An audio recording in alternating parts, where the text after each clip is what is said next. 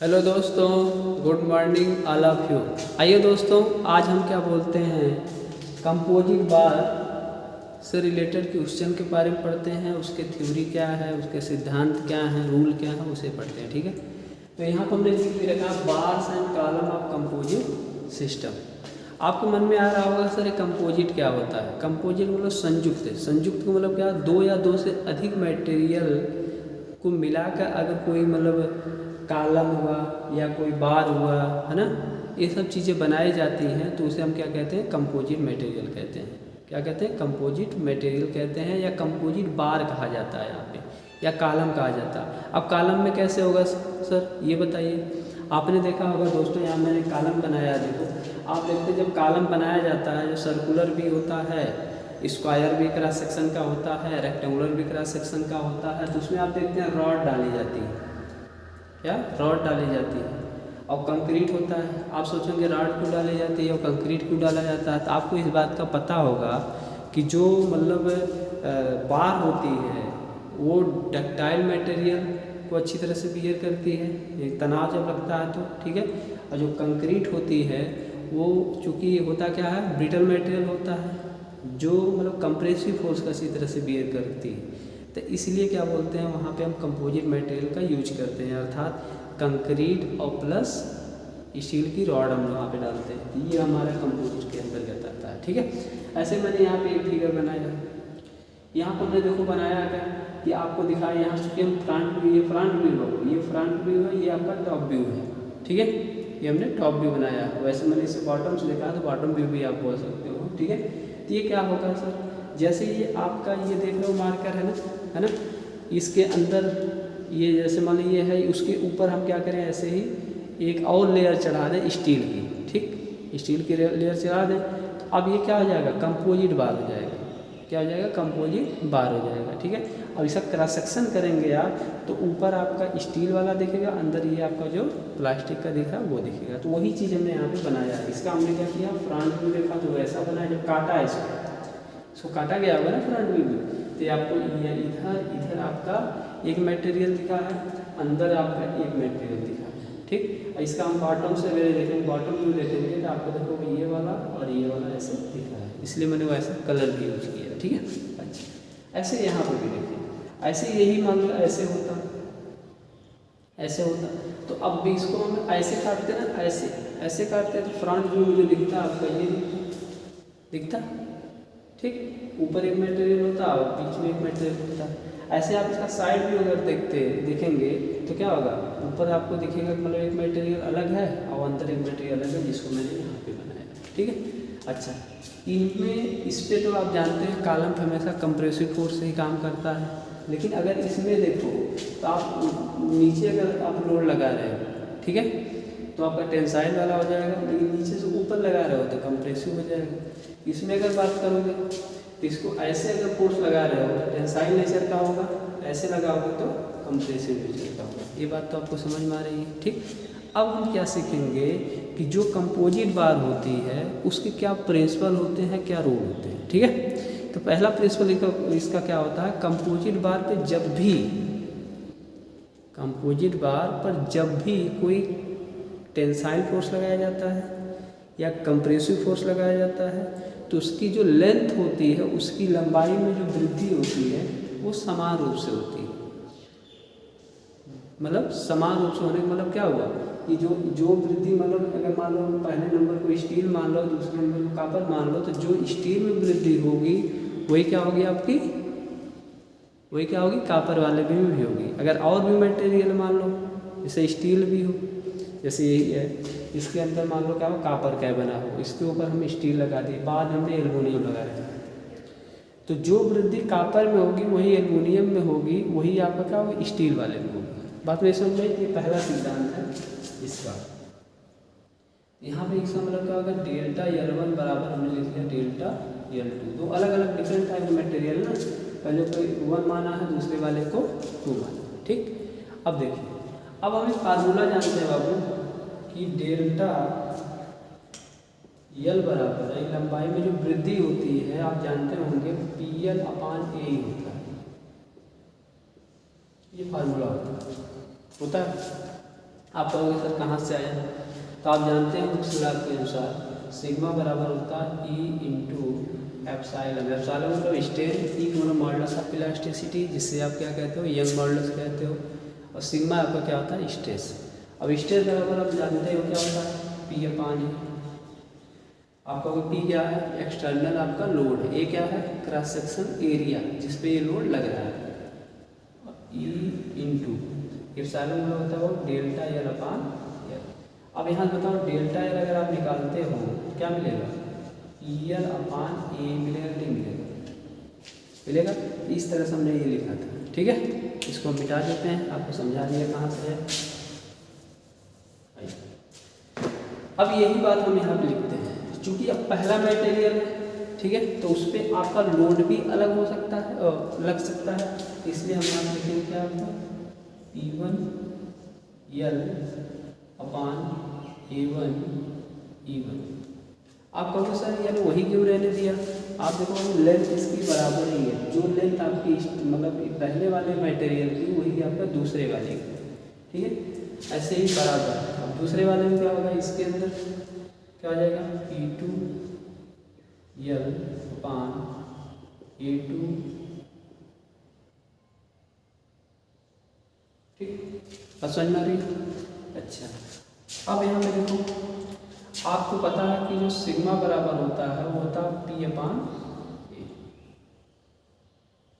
होता। तो आप बताओ यहाँ से अगर मैं P1 अपान A1 को लिखना चाहूँ तो लिख सकता हूँ सिग्मा एल से एल देखो अब कट जाएगा, तो बट्टे क्या में मिलेगा हमारा, आप कहोगे सर E1 हो जाएगा बराबर, यहाँ पे P2 अपान A2 क्या होगा, सिग्मा 2 बट्टे E2 होगा।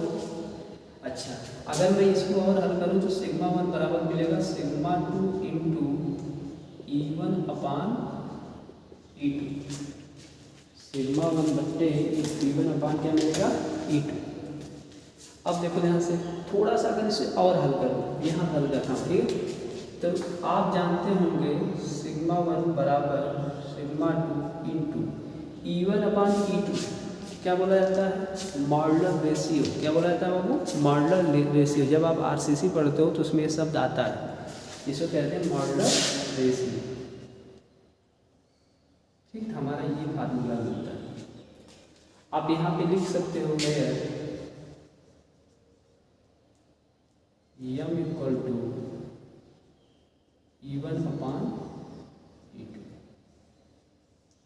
ठीक, या कहीं पे यही क्या हो सकता है, M बराबर E2 अपान E1 भी हो सकता है। बात समझ में आई आपको, तो मॉडुलर रेशियो बोला जाता है। ये दो डिफरेंट जो मटेरियल होते हैं, ठीक है, उनका जो मॉडुलस ऑफ इलास्टिसिटी होती है, उनका जो अनुपात होता है ना, उसको मॉडुलर रेशियो कहते हैं, ठीक। तो हमें एक बहुत अच्छा रिलेशन यहाँ से मिलता है।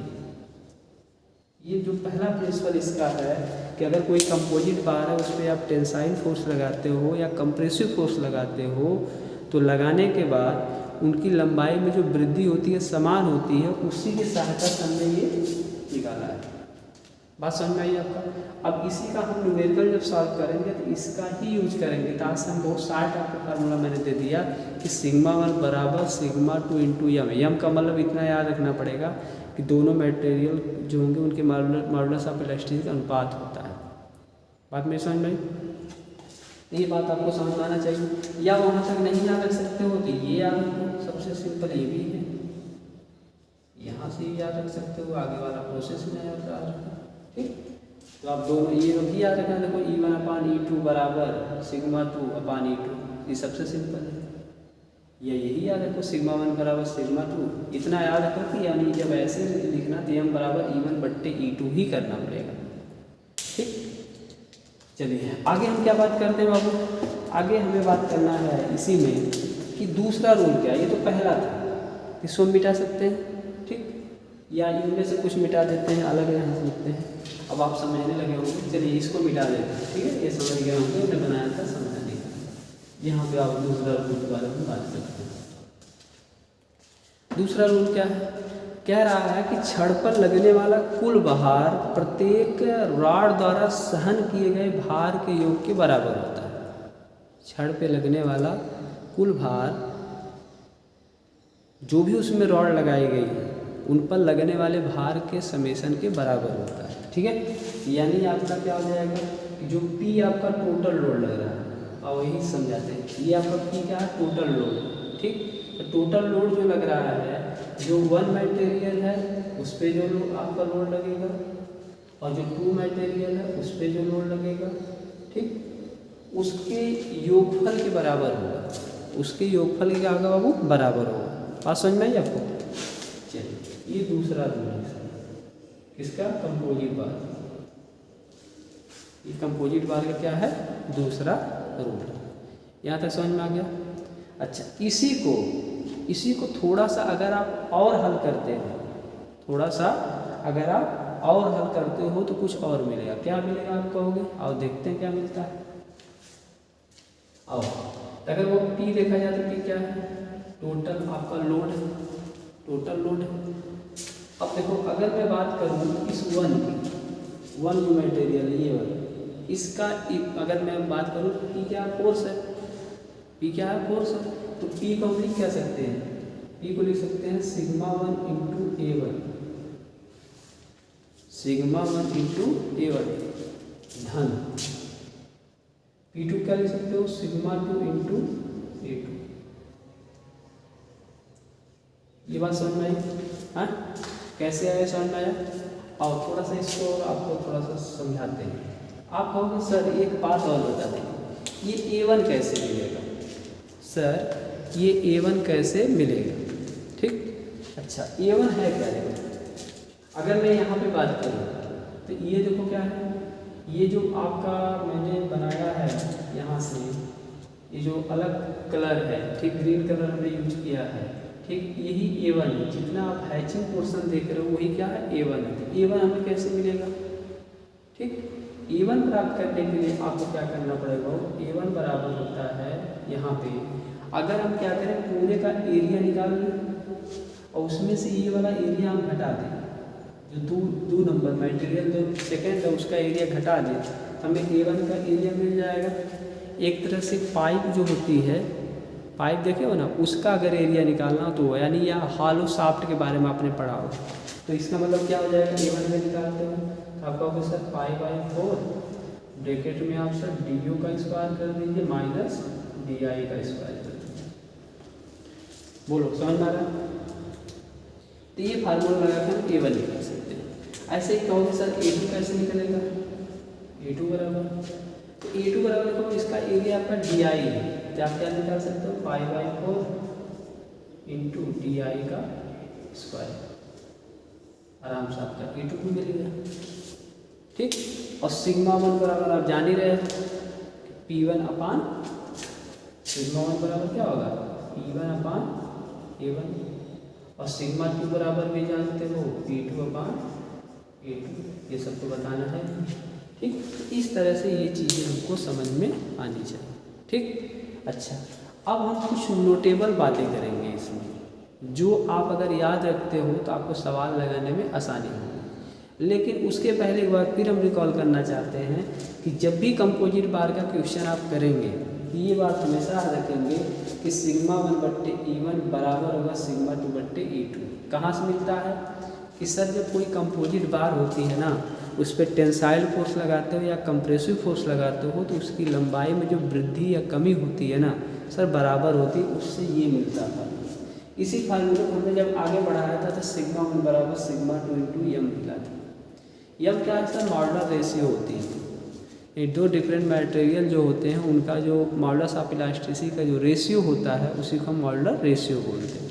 ये बात भी हमने आपको बता दिया। ठीक, दूसरा बात प्रिंसिपल क्या रखना है कि जो आपका मतलब टोटल लोड होता है, ठीक, और जो जितनी भी बार होती हैं, जैसे यहाँ पर 2 बार इसमें P1 प्लस P2, तो अलग अलग लोड के समेशन के बराबर होता है। ठीक, ऐसे ही आपका अगर 3 होती P1 plus P2 plus P3 होता। ये बातें समझ में आ रही है? इस तरह से ये क्वेश्चन हमें समझ में आ रहा होगा। इस तरह से हम क्वेश्चन को सॉल्व करते हैं। आगे बढ़े। ठीक, चलिए अब कुछ नोटेबल चीज़ें हम आपको समझाते हैं। ये मिटाना थोड़ा सा है, ठीक है, ये मिटा देंगे। आपको समझ में आ गया, फार्मूला आपकी जबान पर हो गया।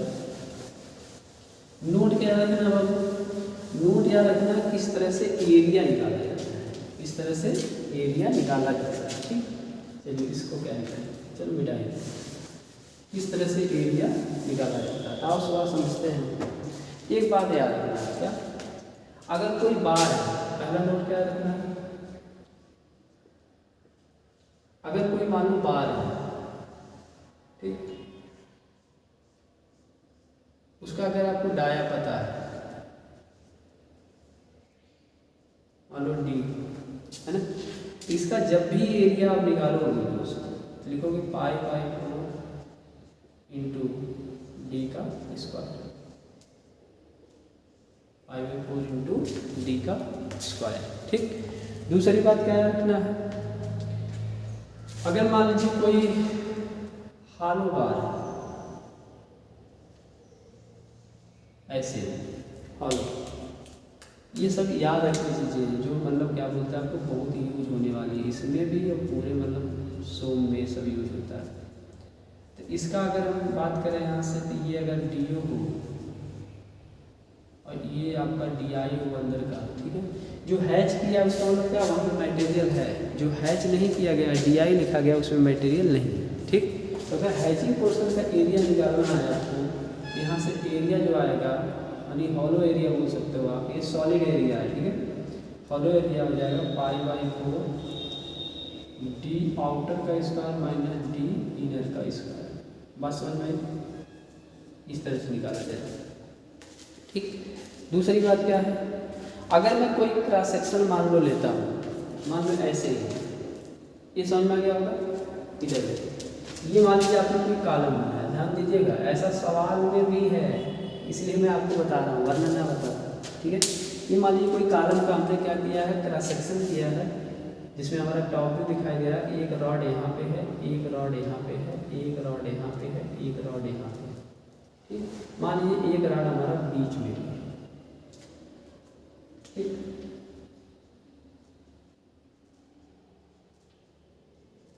इसमें कंक्रीट होगा, जान ही रहे, एक कॉलम का क्रॉस सेक्शन है। ठीक, और आपको क्या किया है, इसने कॉलम का डायमीटर दे रखा है, ध्यान दीजिएगा, कॉलम जो है सर्कुलर है उसका डायमीटर दे रखा है, मान लो डी। ठीक, और जो एक रॉड है यानी प्रत्येक जो रॉड है उसका क्रॉस सेक्शन समान है, यहाँ पे जितनी भी रॉड लगाई 5 रॉड लगाया उसका मान लो डायमीटर उसने दे दिया है कि D1 है, एक का दिया है D1, ऐसे पांचों का D1 होगा। ठीक, तो ये आपसे पूछ रहा है कि कितना मतलब कंक्रीट है, कंक्रीट का एरिया क्या होगा, क्या कंक्रीट का एरिया क्या होगा। तो यहाँ पे कुछ लड़के क्या करते हैं, कहेंगे कंक्रीट का एरिया सर होगा क्या पाई बाई 4 डी स्क्वायर, नहीं, क्योंकि उसमें रॉड भी है ना, तो रॉड अगर निकाल लोगे तो कंक्रीट का एरिया कहाँ बचा हो। तो इसका मतलब क्या होगा कि पूरा हम एरिया निकालते हैं, तो पूरा एरिया निकालेंगे, मान लो वो ए हो तो पाई बाई 4 हो जाएगा और डी का स्क्वायर आ जाएगा, तो पूरे का एरिया मिल गया। ये क्या मिल गया, पूरे का एरिया मिल गया। ठीक है, अच्छा अब हम क्या करें, एक रॉड का एरिया निकालें, एक रॉड का एरिया क्या होगा पाई बाई 4 D1 का स्क्वायर होगा। ठीक, तो ऐसे हम देख रहे हैं कितनी रॉड है, 5 रॉड है, तो जो रॉड का एरिया निकालोगे ए आर टोटल तो क्या हो जाएगा 5 इंटू A1 यानी 5 इंटू पाई बाई 4 D1 का स्क्वायर। अब ये अगर एरिया घटा देते हो तो कंक्रीट का एरिया मिल जाएगा, AC बराबर कंक्रीट। ठीक है, क्या आ जाएगा A माइनस AR, मतलब जो रॉड का एरिया, इस तरह से ये भी हमें आना चाहिए, तभी आप सवाल लगा पाओगे, वरना आप नहीं लगा पाओगे। बात समझ में आ रही है, तो ये चीज़ें भी आपको आनी चाहिए। ऐसे ही बाबू क्या, ऐसे ही आपको ये याद रखना चाहिए, इसको मिटाना चाहिए। ऐसे ही मान लीजिए कोई कॉलम है तो वो आपका इस शेप का है, स्क्वायर शेप का। ठीक, तो इसमें यहाँ पे रॉड लगी है, यहाँ पे रॉड लगाया है, यहाँ पे लगाया है, यहाँ पे लगाया है। ठीक, ये आपका कंक्रीट को मान लो। ये बाबू एसएससी जेईई में इसमें का क्वेश्चन आता है और लड़का गलती करता है। ठीक है, अच्छा इसका मान लीजिए आपको जो एक डायमेंशन दिया, क्योंकि स्क्वायर है, कॉलम कैसा बनाया है, क्रॉस सेक्शन का स्क्वायर है ना, मान लो ए दिया है। ठीक, अच्छा इसमें जो रॉड लगाई गई है, एक का जो आपको डायमीटर है वो दिया है आपको यहाँ पे, मान लो D बनी दिया है। ठीक, अब चूंकि हमें रॉड का एरिया निकालना है तो पहले पूरे संपूर्ण का एरिया निकालो। संपूर्ण का एरिया ए बराबर क्या आएगा, आप कहोगे सर ए इंटू ए मतलब ए स्क्वायर से, मैं एकदम करेक्ट बोल रहा हूँ। अब मैं पूछूंगा आपको रॉड का एरिया क्या होगा, तो कहोगे सर एक का रॉड का निकाल लेते हैं सर, यहीं पे A1 निकाल लो तो होगा π/4 सर और D1 का स्क्वायर। भैया सही बोल रहे हो। जो कितने रॉड लगे, 1 2 3 4 रॉड लगे, तो इसलिए अभिष्ट एरिया जो होगा रॉड का सर वो हो जाएगा 4 गुणे π/1, 4 गुणे A1 को मतलब π/4 D1 स्क्वायर है। तो कंक्रीट का एरिया क्या होगा सर, AC बराबर ए पूरे का एरिया था सर A माइनस AR। ये बात आप समझ गए होंगे आप। ठीक, हाँ, तो इस तरह से आपको क्वेश्चन को लगाया जाता है। अगर इतनी बातें आप याद रखते हो तो कंपोजिट बार का क्वेश्चन या कंपोजिट कॉलम का क्वेश्चन कभी आपका गलत नहीं होगा। ठीक, अब हम क्या करते हैं, इसी पे एक सवाल अगर हम कर लें तो और भी बातें हमारी क्या हो जाएंगी, क्लियर हो जाएंगी। हाँ, इसी पर अगर हम लोग सवाल एक कर लें तो हमारी बातें क्लियर हो जाएंगी थोड़ा सा। चलिए इसी पर एक सवाल करते हैं। ठीक, इसको मिटा लेते हैं, इसको मिटाते हैं और ये हम सवाल करते हैं, एक प्रॉब्लम करते हैं ताकि हमारा कंसेप्ट क्लियर हो। ठीक, तो प्रॉब्लम हम किताब से ही ले रहे हैं, आपको स्क्रीन पे उसको हम क्वेश्चन को लोड कर देंगे, है ना। पहले हम देखते हैं क्वेश्चन क्या है, पढ़ते हैं क्वेश्चन क्या देखो, कह रहा स्टील तथा तांबे की एक संयुक्त छड़ की कुल काट का क्षेत्रफल 2100 mm स्क्वायर है। मतलब स्टील है और क्या है आपका है, तांबा है। तो अब हमें क्या करना पड़ेगा यहाँ पे, अब जो 1 और 2 माना था दो मटेरियल, उसको स्टील और तांबा मानना पड़ेगा। ठीक है, पहले आगे पढ़ते हैं। कुल काट का क्षेत्रफल क्या कह रहा है, 2100 mm स्क्वायर है। मतलब इस टोटल एरिया जो है इसका, ये पूरा टोटल जो एरिया है, सॉल्व भी करते जाते हैं। ठीक है, ये जो टोटल एरिया है वो कितना है, 2100 mm स्क्वायर। ठीक, दूसरा क्या, जिसमें स्टील का क्षेत्रफल 900 mm स्क्वायर है। कितना बाबू, 900 mm स्क्वायर है। स्टील का जो क्षेत्रफल कितना, 900 mm स्क्वायर। चलिए देख लेते हैं, तो AS या AST लिख देते हैं, तो स्टील का एरिया हो जाएगा, कितना दिया है, 900 mm स्क्वायर। ठीक, अच्छा छड़ की कुल लंबाई कह रहा 300 mm है। छड़ की कुल लंबाई कितनी है, 300 mm। तो यह हमने आप माना है, यह हमारा कितना आ जाएगा, 300। ये 1 को मिटा देना है। ठीक है, अभी हम स्टील मांग लेंगे किसी को। तथा इस पर कह रहा 320 किलो न्यूटन का तनाव बल लगा है। कितना लगा, 320 किलो न्यूटन का तनाव बल। तो 3 बराबर कितना है, 320 किलो न्यूटन जो टेंसाइल लगा हुआ है। तनाव बल लगा, देखो क्या टेंसाइल, तो मैंने फिगर सही बनाया। ठीक है, दोनों पदार्थों में प्रतिबल तथा छड़ की लंबाई में वृद्धि ज्ञात कीजिए। दोनों पदार्थों में प्रतिबल तथा छड़ की लंबाई में वृद्धि ज्ञात करना है। ठीक है, चले यानी डेल्टा या निकाल, चले बात करें। अच्छा एक चीज़ और दिया है, क्या दिया है, पहली बात तो P दिया हमारा, टोटल कितना है, 320 किलो न्यूटन, और छड़ की लंबाई दिया है इसी क्वेश्चन में 300 mm। ठीक, अच्छा E स्टील का दिया हुआ है, E स्टील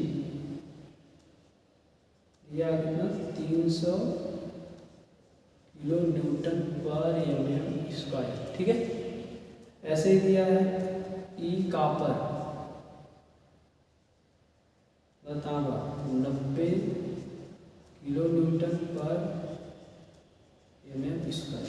ये दे रखा, इतनी बातें हमें क्या किया है, दे रखा। ठीक है, अब हम बात करते हैं, चलिए मान लेते हैं ठीक, ये जो हमारा ये है, ये मतलब जो ग्रीन कलर से, ठीक, इसको हम मान लेते हैं क्या है, मान लीजिए वो रहा होगा कापर, क्या है, कापर। ठीक है, और जो इसके अंदर है, ये जो ब्लैक कलर से मैंने जिसको हैचिंग नहीं किया है, ठीक है, ये है आपका स्टील मान लीजिए। ठीक है, बात समझ में आ रही है? चलिए, यानी ऊपर आपका कापर लगा हुआ है, नीचे क्या है, स्टील। चूँकि आप देख रहे हैं स्टील का एरिया दे रखा है, तो यहीं पे आप क्या करिए, कापर का एरिया निकाल लीजिए, ये कापर, क्योंकि टोटल एरिया दे रखा है ना उसने, यहाँ कुछ निकालना ही नहीं है। 2100 में से क्या करिए, 900 को घटा लीजिए, कितना आ गया बाबू, 0 0 11 2 1200 ये मैं मिस। अब हमें देखो स्टील का भी एरिया पता, कापर का भी एरिया पता। ठीक, ये बात हमको पता चल रही है। ठीक, अच्छा, अब इसके बाद क्या है, अब हमें यम निकाल सकते हैं। आप जानते हो यम बराबर या सिग्मा 1 बराबर क्या होता है, सिग्मा 1 बराबर क्या था, सिग्मा 2 इंटू क्या था हमारा, यम। ठीक, तो सिग्मा 1 बराबर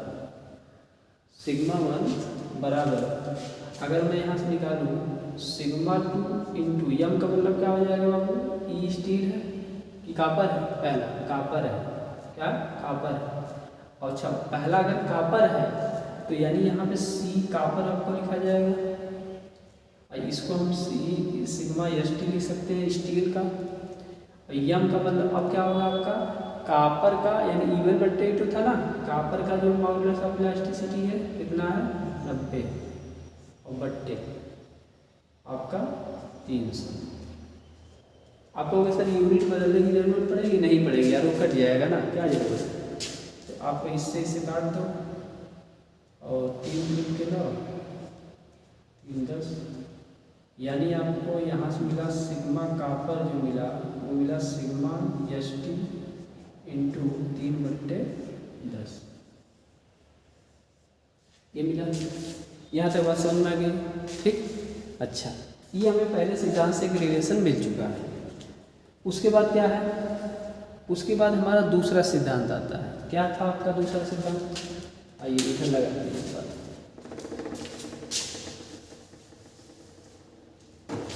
दूसरा हमारा था कि पी टोटल, जो पी टोटल था सिग्मा कापर यानी सिग्मा 1 ऐसे था, sigma 1 A1 plus sigma 2 A2 के बराबर, यही तो था यार। तो अब हमारा 1 के स्थान पे कापर है, तो हम लिख सकते हैं P बराबर सिग्मा कापर इंटू एरिया जो कापर की है plus sigma 2 steel into area जो स्टील की है, यही तो लिखोगे। हाँ, अच्छा, अब यहाँ पे देखो आपको, अब हम क्या करेंगे यहाँ से, अगर हम बात करें यहाँ से पी की, पी का मान क्या 320 किलो न्यूटन है। तो अगर आप न्यूटन में चाहते हो कि उत्तर आपका न्यूटन में आए स्ट्रेस की वैल्यू, तो आप पी का मान किस में कर लीजिए, आप न्यूटन में कर लीजिए। अगर आप चाहते हो कि न्यूटन ना किलो न्यूटन में ही रहे तो आप वैसे रहने दो, तो ठीक है, हम वैसे ही रहने देते हैं या बदल ही लेते हैं। 320 किलो न्यूटन है, घोड़े का आ जाएगा 10/3, ये न्यूटन हो गया बराबर सिग्मा कापर। देखो सिग्मा कापर की वैल्यू आपको यहाँ पे दिया है, क्या है, सिग्मा एस टी इंटू 310, 3/10, ठीक है। और यहाँ हो जाएगा इंटू ए कापर, ए कापर की वैल्यू कितनी 1200, पूरे हो जाएगा 1200 धन सिग्मा एस टी, आप ऐसे रहने दीजिए इंटू ए एस टी तुम्हारे कितना होगा वो 900, ठीक। अगर आप यहाँ से हल करोगे तो क्या मिलेगा, इतना तो आप हल ही कर लोगे यार। सिग्मा एस टी की वैल्यू मिलेगी। सिग्मा एस टी की वैल्यू कितना निकाला है, सिग्मा एस टी की वैल्यू इसने निकाला है, सिग्मा एस टी बराबर अगर आप हल करोगे तो ये आएगी वैल्यू 222.2 न्यूटन पर mm स्क्वायर। बात समझ में आई? हल करने पे आएगी, क्या आएगी, हल करने पे आएगी। ठीक है। अच्छा, अब आप कहोगे सर सिग्मा कापर क्या होगा, सिग्मा कापर क्या होगा, तो आप इसको इस वाले रिलेशन में रख दो। यहाँ पे सिग्मा कापर बराबर सिग्मा एस टी की वैल्यू कितनी है, 222.2 इंटू 3/10 कर लो, ये हो जाएगा 22.2 न्यूटन पर mm स्क्वायर। तो इस तरह से ये चीज़ें आपको सॉल्व की जा सकती हैं। बोलो समझ में आया? हाँ नहीं, इतना नहीं है, ये आएगा हल करने पे, गुणा करोगे तो 100 आएगा। ठीक है, आप हल कर लोगे। ठीक, तो बात समझ में आई कैसे सवाल लगाया जाता है। अच्छा, इसी में एक सवाल और उसने किया है, इसी में एक सवाल उसने और किया है, क्या कि मतलब छड़ की लंबाई में वृद्धि भी बताइए, छड़ की लंबाई में वृद्धि बताइए। चलिए इसको मिटा देते हैं, वृद्धि बताते हैं। तो छड़ की लंबाई में वृद्धि दोनों में तो समान होगी ना, हाँ, तो किसी का भी आप लेकर लगा सकते हो। कंपोजिट बार में छड़ की लंबाई में जो वृद्धि होती है दोनों में क्या होती है, समान होती है। तो किसी एक का लेके आप लगा लो यहाँ पे, यानी दोनों में अगर लंबाई में समान है तो डेल्टा एल बराबर अगर मैं चाहूँ, ठीक, तो इस तरह से भी लगा सकता हूँ, सिग्मा 1/E1 इंटू एल, या डेल्टा एल बराबर चाहूँ तो सिग्मा 2/E2 इंटू एल से भी लगा सकता हूँ, दोनों से लगा सकता हूँ, क्योंकि हमें दोनों में मिल सकता है। मतलब क्या होगा इसका, अब यहाँ सिग्मा 1 कापर लिखे हो तो सिग्मा सी कापर अपान ई कापर लिख सकते हो, इंटू एल लंबाई दोनों के समान है ही 300। या आप इससे लगाना चाहते हो तो लिख सकते हो सिग्मा एस टी अपान E S T into L, इससे भी लगा सकते हो, दोनों से आपका समान होगा, कुछ करना नहीं है। यहाँ सिग्मा सी की वैल्यू रख दो जो आप प्राप्त किए हो, ई कापर की वैल्यू रख दो जो आपको दिया हुआ है, यल का मान 300 दिया है, या इससे कर लो, किसी एक से करके निकाल सकते हो, लंबाई में वृद्धि आपको मिल जाएगी। ठीक, ये सवाल शायद आपको समझ में आया हो कैसे लगाया गया। ठीक, तो आज के लिए इतना ही। ठीक, अगला हम क्या करते हैं, कंपोजिट बार पर कुछ और क्वेश्चन करेंगे जो कठिन क्वेश्चन होंगे।